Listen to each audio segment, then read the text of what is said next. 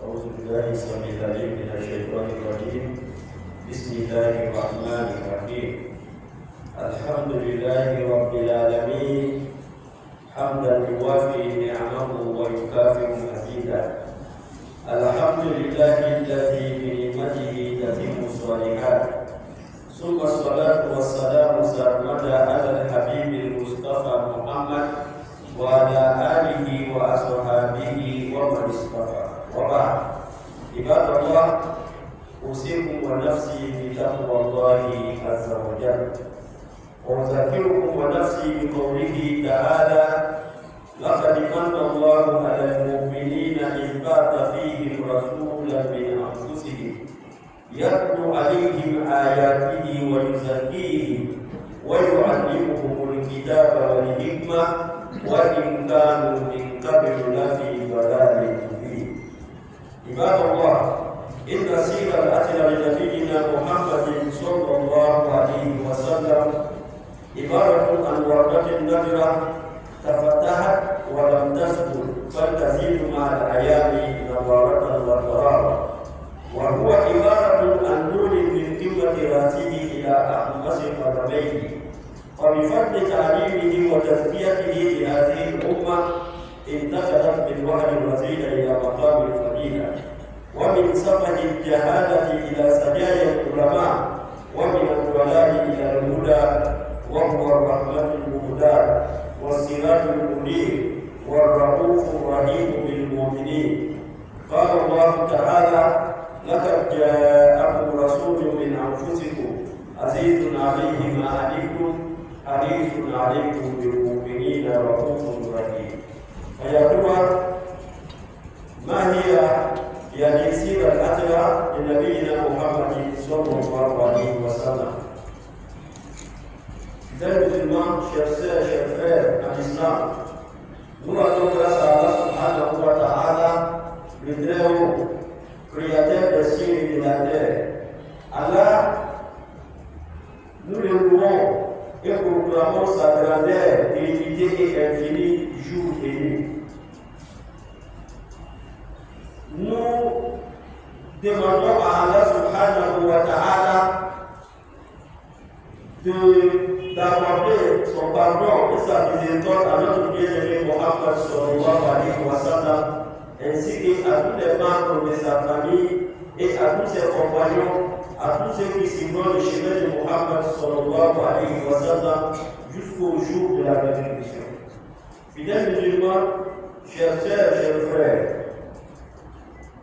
nous voilà réunis aujourd'hui dans la maison de notre Créateur Allah subhanahu wa ta'ala pour lui vouer toute notre reconnaissance et gratitude, pour l'adorer et lui demander de nous pardonner nos péchés.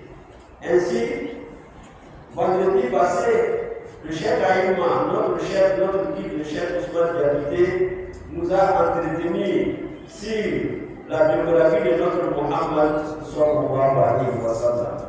Comme vous le savez, nous sommes déjà dans le mois de Rabiul Awwal, qui est le mois de la naissance de notre bien-aimé Mohammed sallallahu alayhi wa sallam. Dans le cours de ce mois, les fidèles musulmans vont commémorer l'anniversaire de la naissance de Mohammed sallallahu alayhi wa sallam. Et c'est le bon moment pour nous d'aborder ce grand sujet qui nous parle de notre bien-aimé Mohammed sallallahu alayhi wa sallam. Car Allah subhanahu wa ta'ala, il nous a donné Mohammed et il a fait de Mohammed le meilleur de sa créature et il a fait de Mohammed son bien-aimé et il a choisi Mohammed parmi tant d'autres prophètes pour faire de lui l'imam des prophètes et le sceau des prophètes. Alors, Allah subhanahu wa ta'ala, en plus de cela, il nous a gratifié, nous les serviteurs, en faisant de nous des membres de la communauté de Mohammed sallallahu alayhi wa sallam. Il y a eu des envoyés de Dieu qui ont estimé s'ils pouvaient être parmi les membres de la communauté de Mohammed sallallahu alayhi wa sallam. Mais Allah nous a donné cela sans que ça ne soit d'une demande de notre part envers Allah subhanahu wa ta'ala. Alors, fidèles musulmans, c'est une grâce immense qu'Allah subhanahu wa ta'ala nous a fait en en nous choisissant, en faisant de nous des membres de la communauté de Muhammad sallallahu alayhi wa sallam. Ainsi, fidèles musulmans, Allah subhanahu wa ta'ala, il nous a interpellés, il nous a dit قد كان لكم في رسول الله أسوة حسنة لمن كان يرجو الله واليوم الآخر وذكر الله كثيرا. Il dit en effet, vous avez dans le messager de Dieu, vous avez dans Muhammad sallallahu alayhi wa sallam un bon exemple pour celui qui croit en Allah subhanahu wa ta'ala et espère le jour dernier, le jour de la résurrection. Et il a invoqué Allah subhanahu wa ta'ala. Il a invoqué le nom d'Allah subhanahu wa ta'ala. Alors Muhammad est notre modèle. Il est notre miroir. Chacun de nous doit se mesurer de Muhammad sallallahu alayhi wa sallam. Chacun de nous doit essayer de se comporter comme Muhammad sallallahu alayhi wa sallam. C'est vrai, nous ne pouvons pas être typiquement Muhammad sallallahu alayhi wa sallam dans ses comportements, mais nous pouvons essayer de nous approcher davantage de Muhammad sallallahu alayhi wa sallam. Pour cela, chacun de nous doit se poser des questions, à savoir quelle attitude doit adopter pour ressembler à Muhammad sallallahu alayhi wa sallam. Qu'est-ce que moi je dois faire pour Muhammad sallallahu alayhi wa sallam? Ainsi, notre Cheikh Ayoub nous a entretenu sur notre devoir envers Muhammad sallallahu alayhi wa sallam.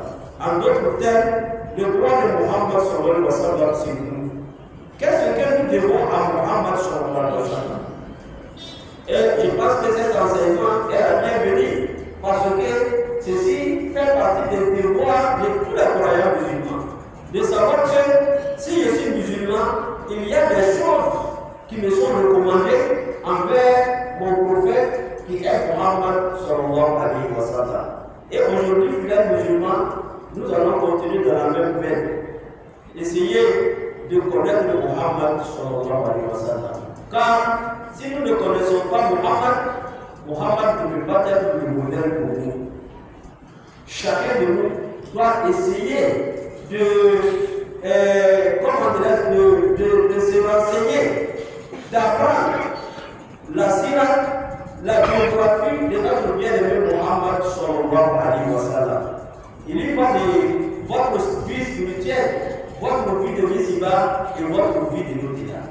Ainsi, fidèles musulmans, nous devrons imiter Muhammad dans tous nos gestes.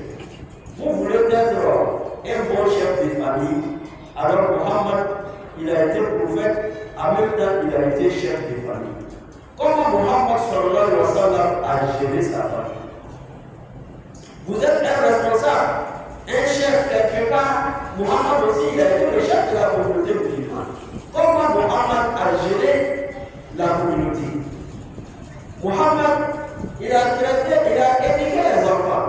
Muhammad avait des épouses. Muhammad avait des voisins. Il avait des compagnons. Il avait des amis. Il avait des frères. Il avait de bonnes familles. Comment Muhammad traitait avec toutes ces personnes-là? Ce sont ces enseignements qui nous permettront de savoir réellement quel comportement nous devrons adopter pour ressembler à Muhammad sallallahu alayhi wa sallam.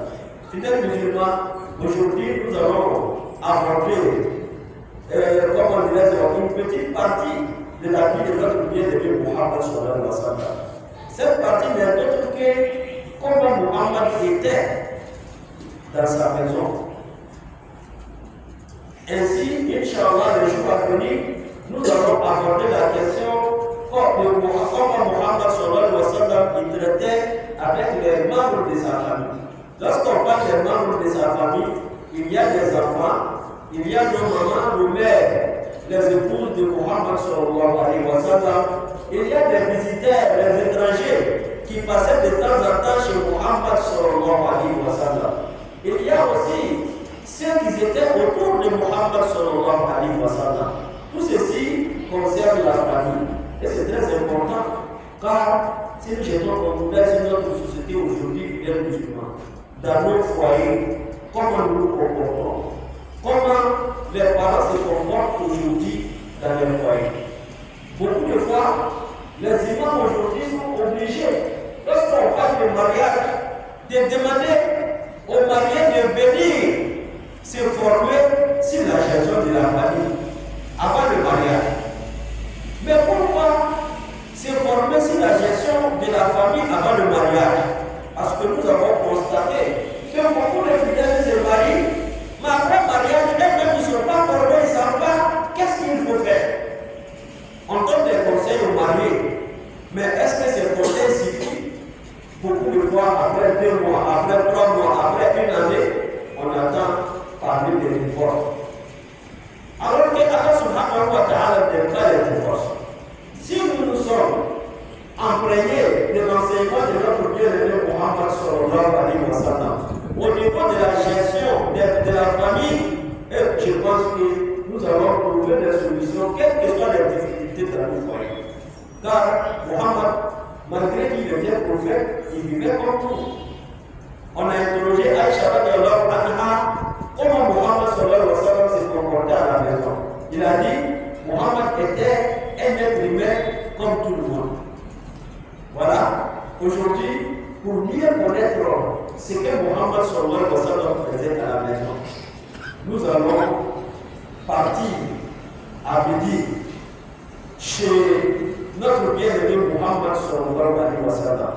Passer un temps soirée avec notre prophète, notre Muhammad sallallahu alayhi wa sallam, pour savoir, connaître réellement ce que Muhammad il faisait chez lui à la maison.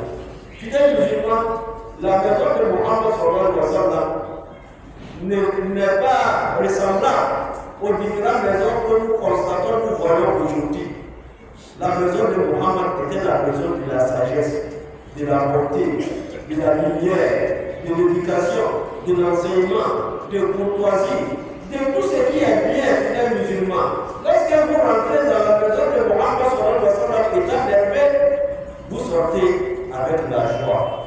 Mais lorsque vous rentrez chez Muhammad sallallahu alayhi wa sallam, étant désespéré, vous sortez avec beaucoup d'espoir. C'est ça, Muhammad sallallahu alayhi wa sallam.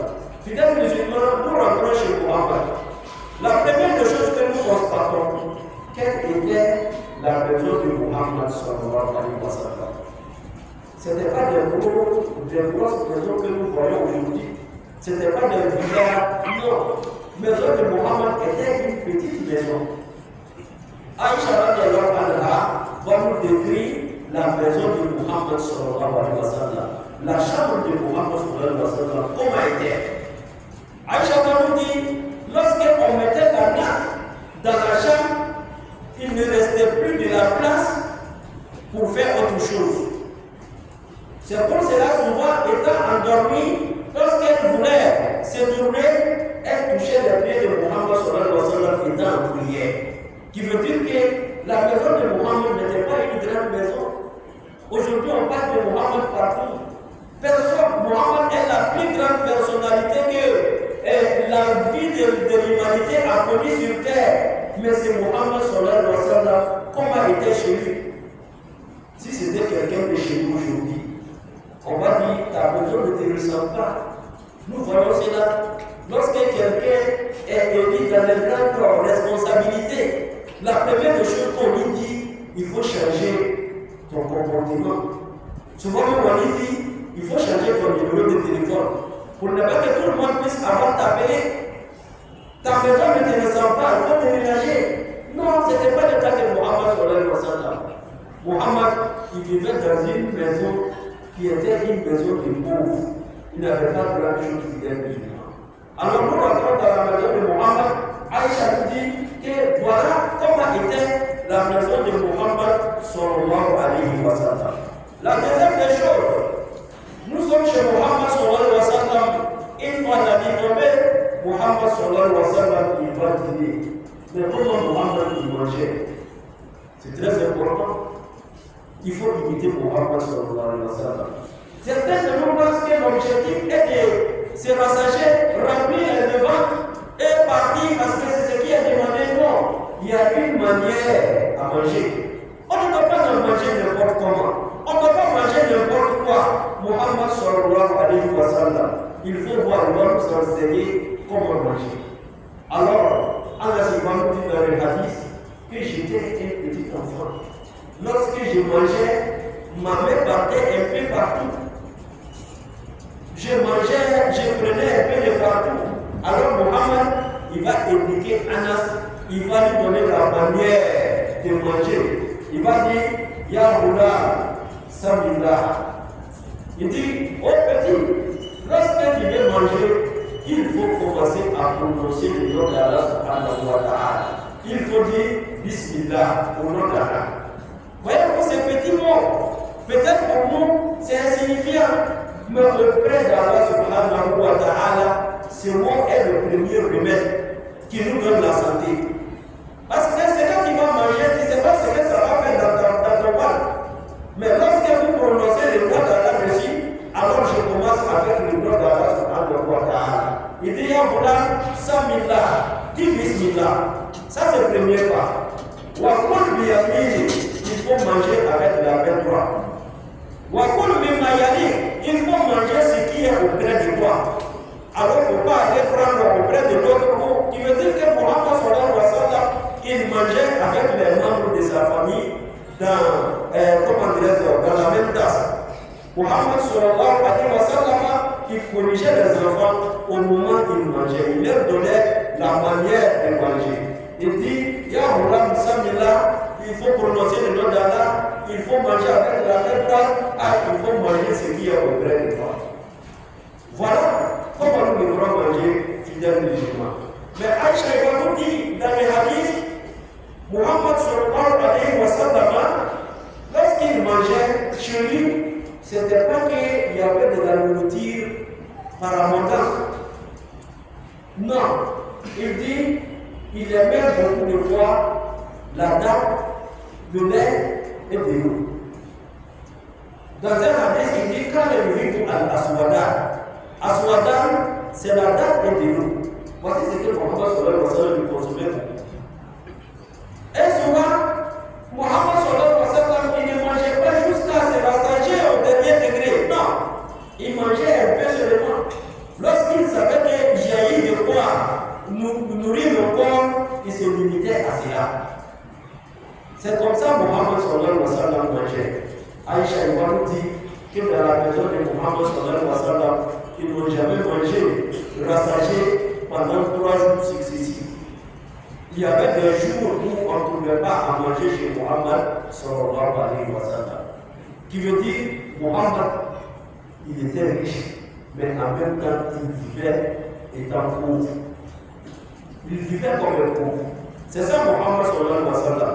Fidèles musulmans, lorsque Mohammed finissait de manger, il finissait de dîner, alors il n'avait pas sorti, aller se balader, comme c'est le cas chez nous.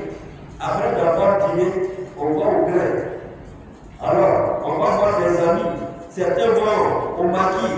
Certains, il faut qu'ils sortent de la maison pour revenir vers minuit, vers 1h du matin. C'est ce qui fait de lui un bon garçon. Non! Ce n'est pas un exemple au niveau de la gestion familiale. Mohammed sallallahu alayhi wa sallam, après dîner, il ne peut plus poser beaucoup. Il rentrait pour dormir.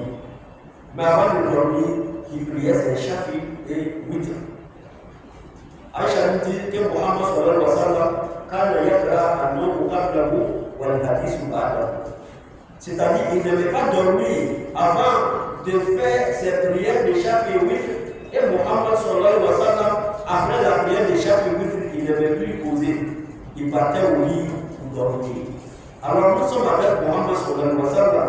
On continue d'observer le comportement de Mohammed chez lui, à la maison, dans sa demeure. Comment il vivait? Mohammed, lorsqu'il voulait dormir, il ne venait pas comme ça se coucher, non. Il venait s'asseoir d'abord et prier. Il priait avant de se coucher. Aïcha nous dit que Mohammed sallallahu alayhi wa sallam, il sifflait dans ses deux mains et il lisait Al-Mu'awwizatayn. Surat al-Ikhlas, Surat al-Falaq, Surat al-Nas. C'est les deux sourates qu'il lisait et il frottait tout son corps avec avant de dormir. Qui Qui veut dire que Muhammad sallallahu alayhi wa sallam, il s'est protégé. Il faut toujours se protéger. Il ne faut pas se dire que moi où je suis, non, personne ne peut contre moi. Non, non, non. Muhammad, personne ne peut contre lui. Mais malgré tout ça, Allah subhanahu wa ta'ala lui a donné ces deux sourates qu'on appelle al-Mu'awwidhatayn pour qu'il puisse se protéger des mauvais sorts. Alors Muhammad sallallahu alayhi wa sallam, avant de se coucher, voyez-vous, il lisait ces deux sourates et il frottait tout son corps avec avant de dormir. Ça c'est un. Deux, Muhammad pour dormir, il se couchait sur le côté droit. Qui veut dire qu'il ne dormait pas de droit. Comment? Et il s'orientait vers la Qibla. Lorsque vous êtes dans votre chambre, essayez d'orienter votre lit vers la Qibla. Ça fait partie des sunnahs de notre bien-aimé Muhammad sallallahu alayhi wa sallam. Vous voulez dormir, couchez-vous sur le côté droit. C'est ce que Muhammad sallallahu alayhi wa sallam nous a enseigné. Voyez-vous, chers frères, chers sœurs, Muhammad il ne vit pas dans notre temps. Mais aujourd'hui, nous savons que le cœur est situé dans le côté gauche, dans le corps. Alors, si nous nous couchons sur le côté droit, notre cœur est bien placé et il respire bien. Il fait bien son travail. Ceci est bien pour nous que de nous coucher sur le côté gauche. Voilà, ça fait partie des enseignements de notre bien-aimé Muhammad sallallahu alayhi wa sallam. Mais lorsque Muhammad il dormait, ça c'est le don d'Allah subhanahu wa ta'ala. Il ne dormait pas jusqu'à oublier qu'il dormait.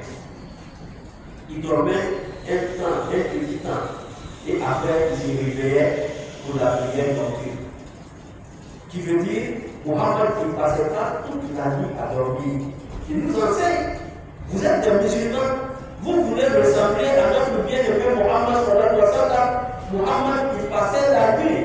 Une partie, il dormait, mais une partie, il priait.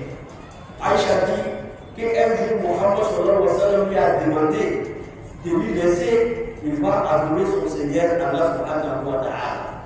Il s'est réveillé et il est allé se laver et revenir prier la nuit. Et puis Muhammad a prié jusqu'à ce que ses deux pieds se soient enflés. Et Aïcha est venue va poser la question à Muhammad sallallahu alayhi wa sallam. Allah ne t'a-t-il pas pardonné tous tes péchés? Muhammad dit oui. Certes, Allah il m'a pardonné tous mes péchés. Mais dois-je pas être un serviteur reconnaissant envers Allah? Alors Muhammad, pour être reconnaissant envers Allah, il priait la nuit. Alors, nous, dont Allah subhanahu wa ta'ala de nous avoir pardonné nos péchés, nous avons toujours besoin de beaucoup de choses dans notre vie, alors que Muhammad n'avait pas besoin. Qu'est-ce que nous devrons faire? Nous devrons aussi imiter Muhammad sallallahu alayhi wa sallam, prier la nuit et adorer Allah subhanahu wa ta'ala. Et Muhammad, lorsqu'il se réveillait après la prière, alors il attendait l'azan du Fajr. Et ça, après l'azan du Fajr, il priait 3 rak'at. Et ces rak'at-là étaient vraiment des petites rak'at. Il priait avec Surat al-Kafirun et Surat al-Ikhlas. Premier rak'at, après la lecture du Fatiha, il fait Surat al-Kafirun. Deuxième rak'at, il fait Surat al-Ikhlas. Et c'est ce que nous appelons rak'at al-Fajr.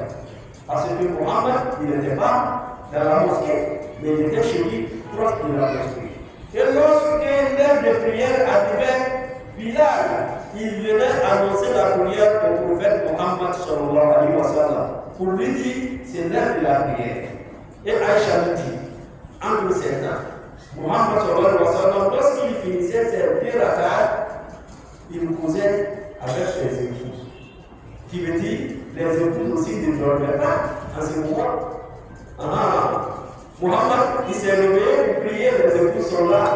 Et Muhammad sallallahu alayhi wa sallam, après la rak'at al-Fajr, il va causer avec nos mamans. Il y avait une communication entre lui et ses épouses. Et Muhammad, souvent, si l'épouse n'est pas disponible, il va attendre jusqu'à ce que Bilal arrive. Une fois que Bilal arrive, il va à la prière du Fajr. Fidèles musulmans, ça, c'est la vie de Muhammad sallallahu alayhi wa sallam. que nous devrons savoir, connaître comment Mohammed se comportait chez lui dans la nuit. Alors il vient prier Salat al-Fajr. Mais après la prière de Soubourou, qu'est-ce que Mohammed faisait? Il ne rentrait pas chez lui automatiquement. Il restait dans la mosquée, invoquait Allah subhanahu wa ta'ala jusqu'à ce que le soleil commence à se lever.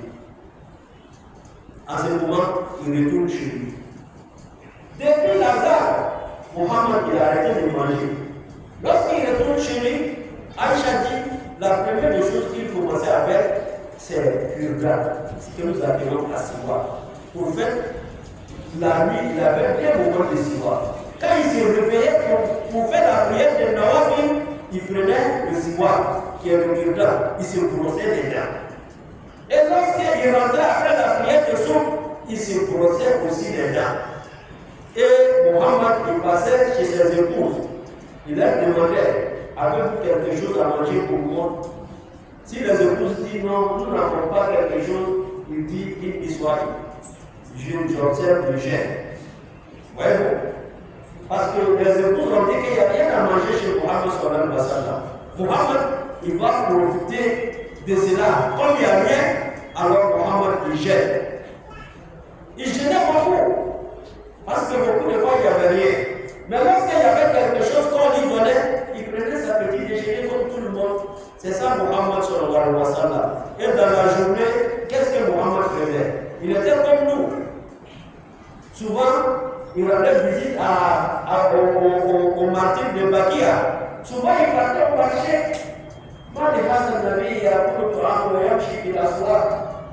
Souvent, il était avec ses amis.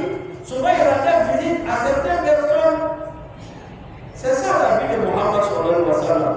La journée, il vaquait à ses occupations, à ses besoins, mais en respectant les orientations que lui-même il a données à ses fidèles, en respectant les recommandations divines, en respectant tout ce que Allah subhanahu wa ta'ala lui a enseigné.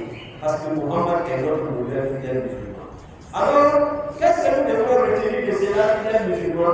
Nous devons retenir que Mohammed, donc, nous voudrons qu'il soit notre modèle. Nous voudrons qu'il soit notre idole. Nous devrons aimer Mohammed sallallahu alayhi wa sallam plus que tout le monde après. Notre amour envers Allah subhanahu wa ta'ala. C'est Mohammed, il était humble. C'est Mohammed n'a jamais crié sur quelqu'un. Lorsqu'il parlait avec beaucoup de douceur. Et Mohammed sallallahu alayhi wa sallam, il s'adressait à ses épouses avec beaucoup de respect. On a posé la question à Aïcha radiallahu anha, qu'est-ce que Mohammed faisait à la maison? Il a dit, Kana fi mahinnati ahlihi. Mohammed à la maison, il était au service des membres de sa famille. Souvent, Mohammed sallallahu alayhi wa sallam lui-même, il arrangeait ses chaussures. Souvent, Mohammed sallallahu alayhi wa sallam, il nettoyait ses habits. Souvent, Mohammed sallallahu alayhi wa sallam lui-même, il prenait ses habits pour les réparer. Souvent, Mohammed sallallahu alayhi wa sallam, il aidait nos mamans dans les tâches ménagères. C'est ça, Mohammed sallallahu alayhi wa sallam. Mohammed, il n'était pas, c'est-à-dire quelqu'un d'orgueilleux. Il n'était pas quelqu'un qui se validait. Mohammed n'était pas cette personne dont tout le monde avait peur. Non. Si Mohammed rentrait à la maison, c'était la joie. Tout le monde était content. Pourquoi? Parce que le chef de famille est là. Mais aujourd'hui, certains chefs de famille, quand ils rentrent à la maison, c'est comme si tu as jeté un caillou, c'est-à-dire au milieu des. Comment dirais-je? Au milieu des drapeaux. Quand ils jettent du caillou au milieu des drapeaux, ils sont en train de siffler. Moi, c'était. Voilà, certains sont comme ça dans leur famille. Quand ils rentrent, c'est Dieu qui est rentré. Personne n'ose parler, tout le monde est dans ses chambres, et puis tout le monde est écarté de l'autre. Non, lorsque Mohammed était dans la famille, il rassemblait tout le monde. Tout le monde était à côté de lui et il bénéficiait de l'enseignement. Aujourd'hui, nous avons l'islam. Quels sont ceux qui nous ont transmis l'enseignement de Mohammed sallallahu alayhi wa sallam? Ça a commencé d'abord par les membres de sa famille. Ce sont nos mamans.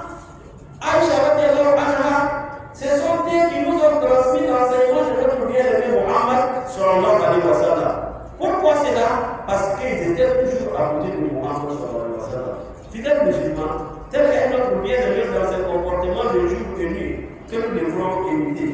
أقول قولي هذا وأستغفر الله العظيم لي ولكم ولسائر المسلمين من كل ذنب فاستغفروه إنه هو الغفور الرحيم.